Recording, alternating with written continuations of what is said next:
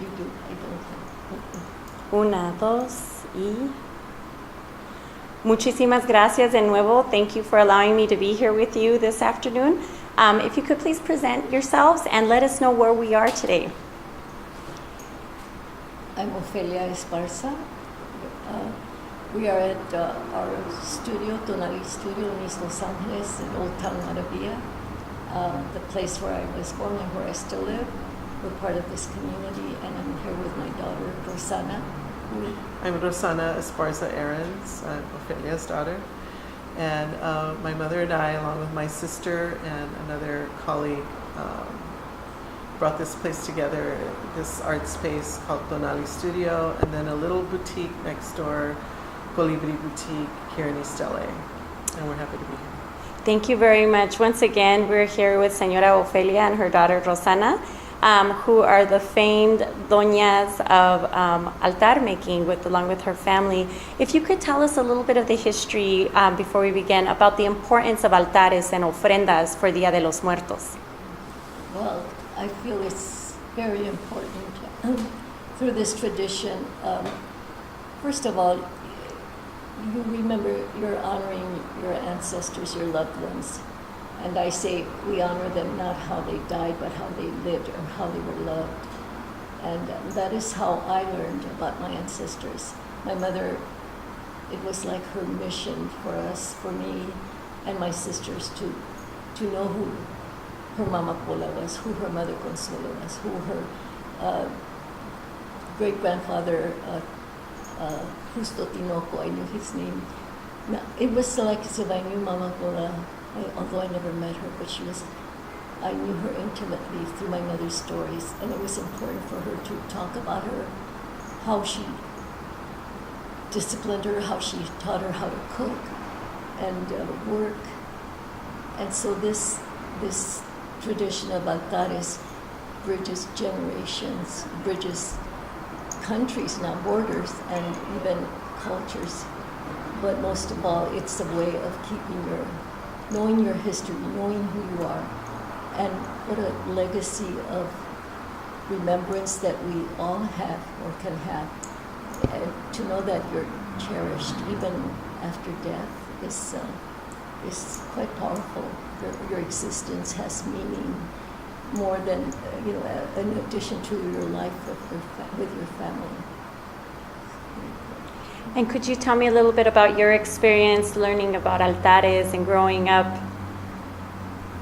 Yeah, as a young child, we had several altares. I lived with my grandmother as a young baby. There's 9 children. I just want to let you know my mom has 9 children, and I'm the middle one, the first girl. And so I had 4 older brothers, and they lived in a really small house.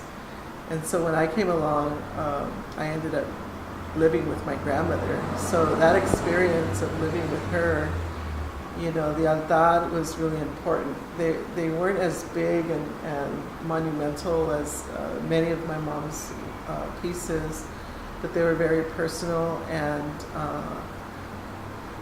they were in little spots.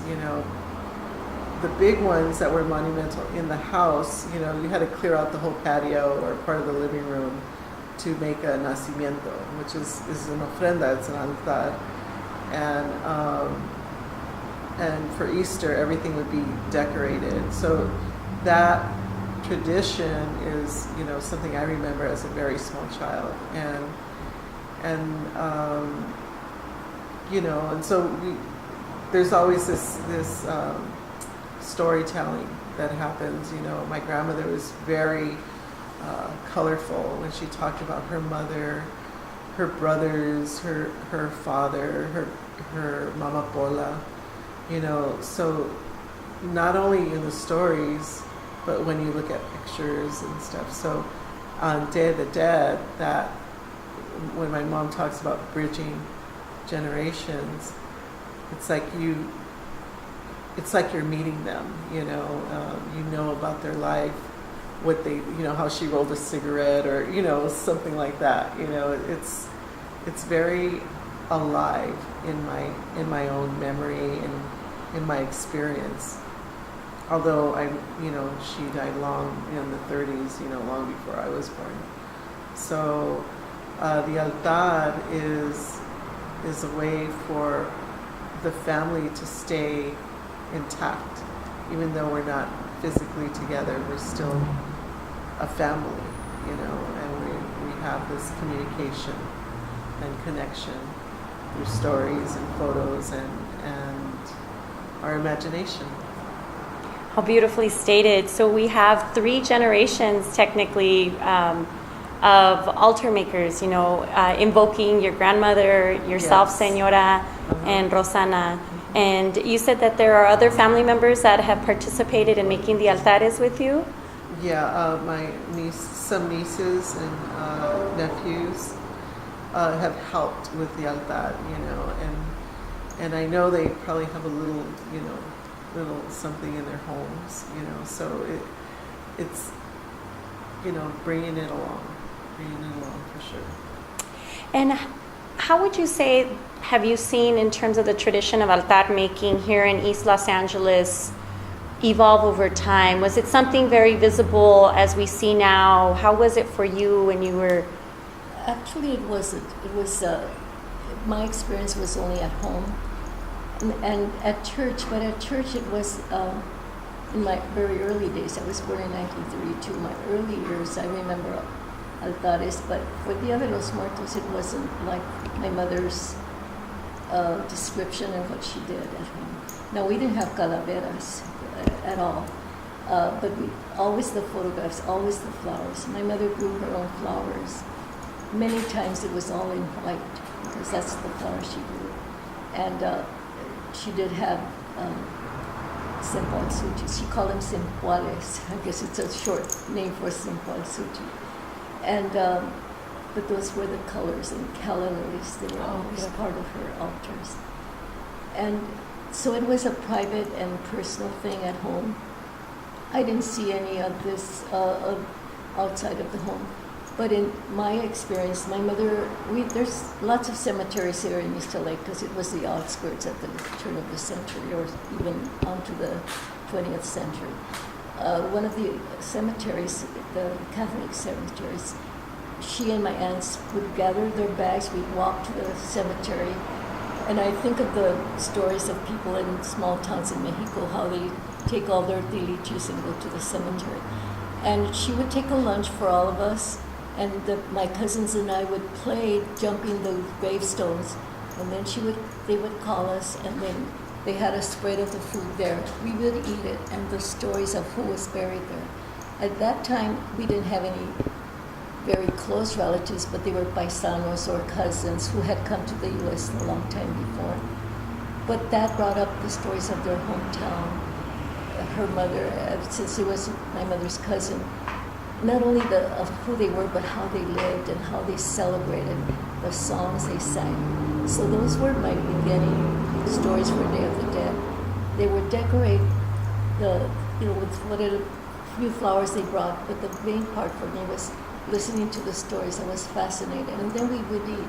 And while we were eating, esta fulana de tal hacía unas gorditas de horno que mi mamá, and so the story, it would continue. The stories didn't end. And so that was my first experience of celebrating Dia de los Muertos. Then we'd go home to my mother's little altar, but it was something that had been there all year, but it was dressed up and perked up, with flowers. And the stories, that's what the special part of it. And so it wasn't until 1979 that I first went to Self-Help Graphics. They had started celebrating a community, a public celebration of Dia de los Muertos. And there's a whole story behind that. I'm sure you'll get that. It's a long story. But I came on part of the neighborhood, part of the community, and there was a sign asking for instructors for the workshops for Day of the Dead. And I said, I didn't know they had a Day of the Dead celebration out here, because when I went there, Sister Karen asked me, are you familiar with Dia de los Muertos? And I told her that story. So, okay, you're hired. And so we did wonderful things. We did huge headdresses for a procession that would take place from the cemetery, Evergreen Cemetery, which was not the same one that I used to go to, but not far, and two self-help graphics in a procession, and we made these huge headdresses, and there were some giant paper mache calacas that would be carried to the cemetery, laid there, and then have some kind of ceremony, and then we'd process back to self-help graphics, and then there was a celebration with vendors and music and all that. So that was the beginnings of these big celebrations for Dia de los Muertos at self-help graphics. In the late 70s. In the late, I think in the U.S., right? Right. yeah. Right. Actually, they started just further away from where I came on in 1973. They moved to that building near my house on Cesar Chavez. Then it was Brooklyn Avenue and Gage Avenue. And I think it was 79, 76, but I didn't come. I started doing altars there in 1980 and 81. They were all community altars. It wasn't like my individual altar, but it was part of many artists coming together. But it was a wonderful experience because the things that I had seen or my mother were magnified because it was the stage and everything was big because so many people participated. And that continued to this day. So I became part of that celebration since then. There was a hiatus of about maybe 3 years because I had just become a teacher, an elementary school teacher. But I started doing that, talking about Dia de los Muertos in my classroom. In fact, self-help graphics, the artist developed a coloring book, first of its kind. I still have copies of it. So that's what I would, present to my students. But mostly I would tell them about my own experience, and that's how I would introduce it to them because it was more personal.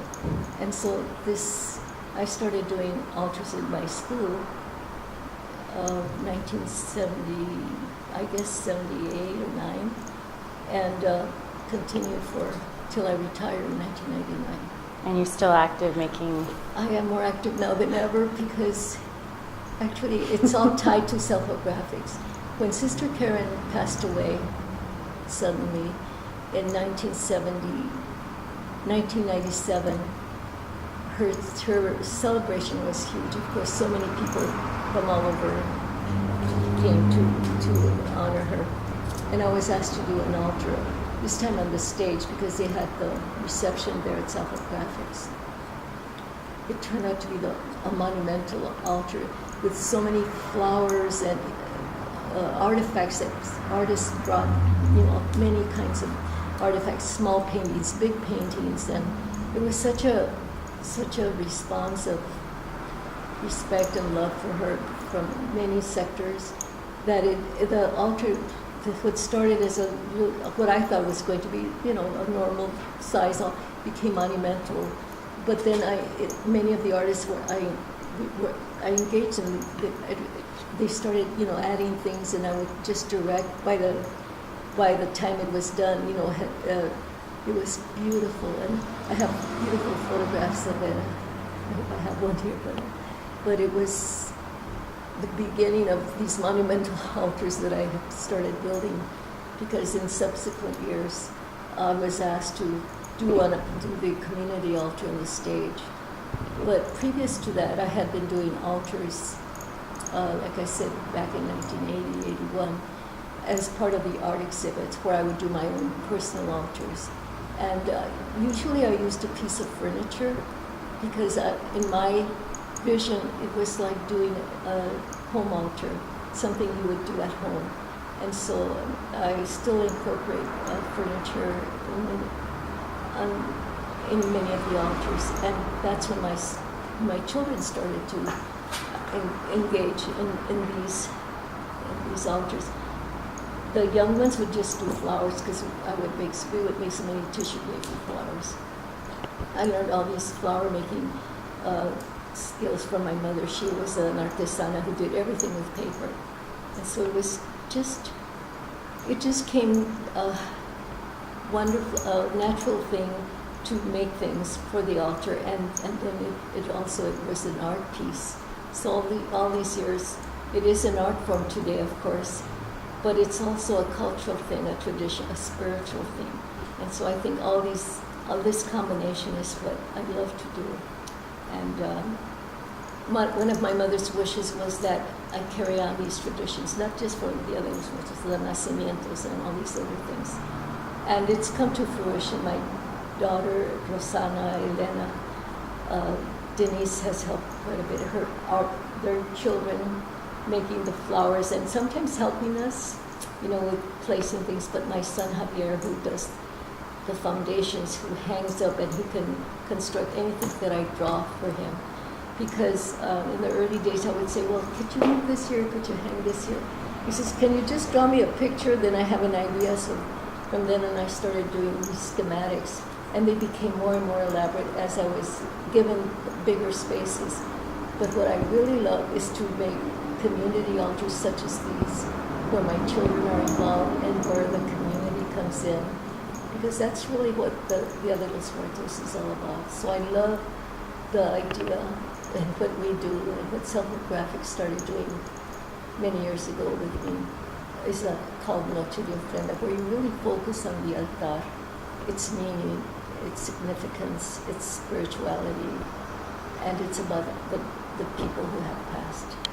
And I look forward to that. We're having ours the 2nd soon. November 2nd. Well, I would love to learn a little bit about how you do and make these community altares, or your altares that you have in dedication to past loved ones here at the studio. Would you mind sharing a little bit of how you make your altares and envision them, and what elements are important in making an altar? Well, the basic elements that I have learned and that I employ are, first of all, the photographs and the flowers, and especially the marigold. But other flowers are fine. I like to use related colors because, of course, the visual, the aesthetic of it all. And then a candle and incense, preferably copal, which is a traditional ceremonial incense, and it was used in ancient times. For me, it's fundamental to have an arco, an arch. My mother would say that's the gateway to the ofrenda, and lets the soul know that it's here to come and partake of the ofrenda. And of course, in most food and drink, water, because they came from a long way, they're thirsty. And those are the basic elements for me. And it's interesting because when I was teaching, I would ask parents of my students. Some had never had this tradition in their family, although they were aware of the other Los Todos Santos and the other ones, de las Santas Almas. But some of them had different ideas about how, but I accepted, and I wanted to learn as much. And I think I've incorporated many traditions or styles, and it also depends on the theme or the vision I have for that year, because they're never the same.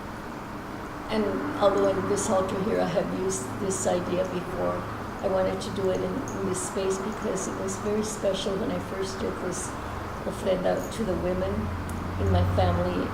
It was quite emotional for me at that time, and it is again. And so it has a lot of symbolism for me. And something very interesting. Yesterday, a teacher from the high school came in. He had wanted to bring his students here to visit and for me to talk to them. And he says, "Well, if I can't bring them, I did find a site on the internet that says the basic things for an altar." And it was a list of about 10 things. And he gave me the site. And I said, one of them was, you have to have the things I mentioned, but you have to have orange paper for the Aztecs and purple flowers for the Catholic Church. He said, I had never heard of that before. Well, it's in here in this list, and it's from Mexico. And I said, well, I imagine that there's some places somewhere where this is a practice. I didn't say it, but the tradition of offerings for the dead comes way in ancient times before the conquest. But it's interesting because many people have a certain way, and I say, did you put? Oh, they'll ask me. There's 4 tiers for each, and I kind of go along with that for each phase of our life. And the top one is when you're in heaven, so it's the photograph of the deceased person. And then there's some that, but in Yucatan, there's about 10 tiers. I think it's a matter of maybe aesthetics, or for the spaces you have to want so many things in it, because for me, I like it to be full of things and full of color. And so we've added, especially when we do large monumental altars, there's got to be enough room, enough tiers. But I think basically having 3 or 4 tiers is what makes an altar. But I'm not the expert. It's what people want to do, or in their own family or in their own region. That's your tradition. And I think that's what you should go by. There's no right way. I look at ancient narratives. I look at my mother's way. I look at what some people have done around me, especially from Mexico, with their family tradition. And I love them all. So I incorporate some of them into my altars, and some are non-traditional, like this bed and the one that you're going to see now that Rosanna did. But the most important thing is the meaning, the spirituality behind it, and the respect and the heart that you have for it. That's the most important thing. Thank you. No, I think that's beautiful. Because you're right, I was actually at a Oaxaqueño baker's location, and they had orange and purple flowers at the front of their home, and also placed by their altar. So yeah, every region within Mexico or Central or South America have their different traditions, and so you're definitely correct. And that's interesting, because here in Oaxaca, it's one of the cradle of celebrating, making ofrendas, but they're honoring the Catholic tradition with the purple color. So it's inclusive of everyone. My But hair it's- must be Yes. honoring the Catholic Church. I have Yes. no idea. Right. You have to wear some orange flowers, There we because we go. identify with those Can I- indigenous roots. Yeah. Can Yes, I add to it? definitely. There's a couple really good examples of the process that we go through. We did an altar in, I think it was 2008,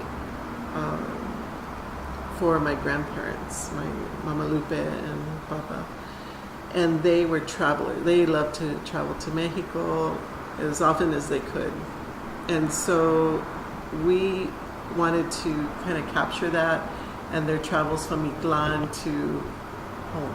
And we did an altar at Self-Help Graphics, and we had steamer trunks. We had kind of a setting where they would be changing their clothes or packing their suitcases, and photos of them at Teotihuacan, all the sites, and they're together, or one's taking a picture of the other, or my grandfather holding my grandmother's purse, while he's like waiting. It's just like really beautiful photographs, old photographs, and then their passports and postcards with their letters writing home. It was so beautiful.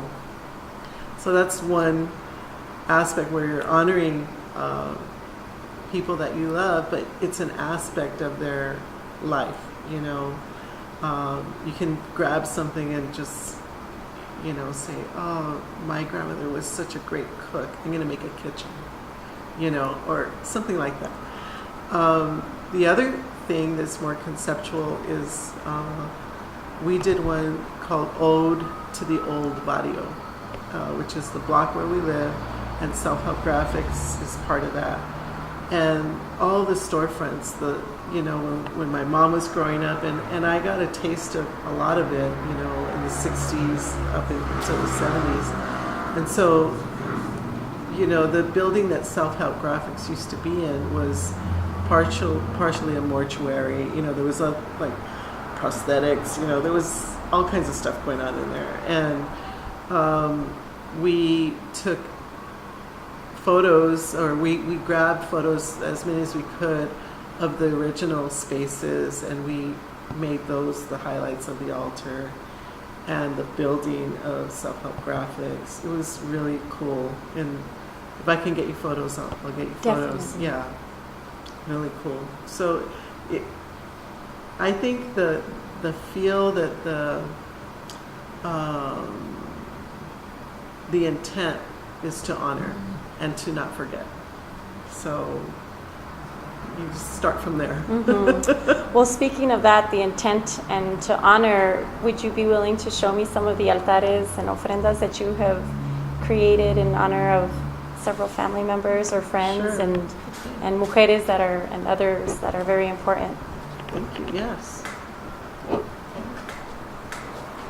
move out of the way.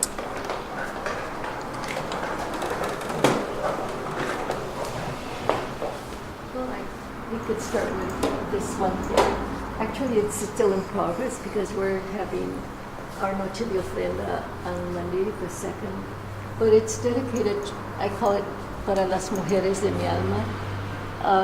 I have to add more photographs because there's many women who I want to honor. My comadre, I have my sister, a couple of aunts, some dear friends, my husband's mother and grandmother.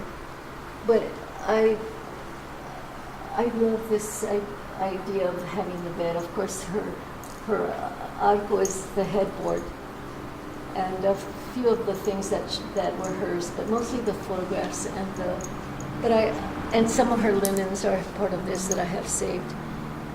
But I think the bedroom for a mother is a very, if not sacred, a very special place for her children, for her too.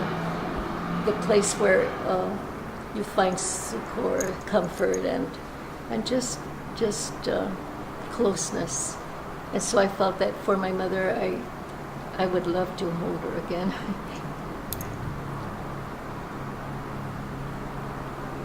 And although she's been gone like 22 years, it is emotional because I feel her presence always. And I guess I could tell you, I don't know if I always end with this saying that she taught me, and that's the reason that the essence of doing an altar for those you love, for remembering them, is how they were loved more than anything else. Anyway, so this is all part of it, and recreating actually a home space, a home place, where at home is the most intimate place for an altar, and you remember. Sometimes some people have them all year long, but they're just special and they're during this time, and you bring out all the photographs that you can. And so that's what this is. Thank you.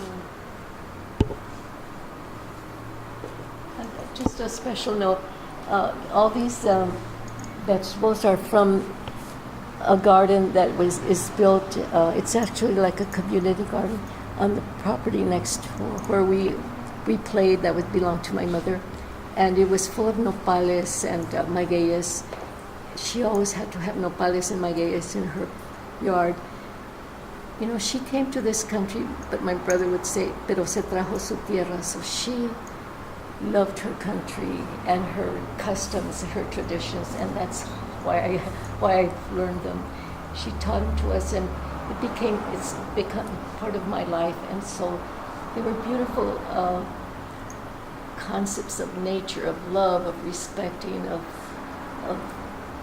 growing things, of the land. And so here she brought it to East LA. This is beautiful. Thank you so much. Thank you. Do you want me to, shall I talk about this one? Or just Yeah, well, let's do it quickly? give me one moment really quick.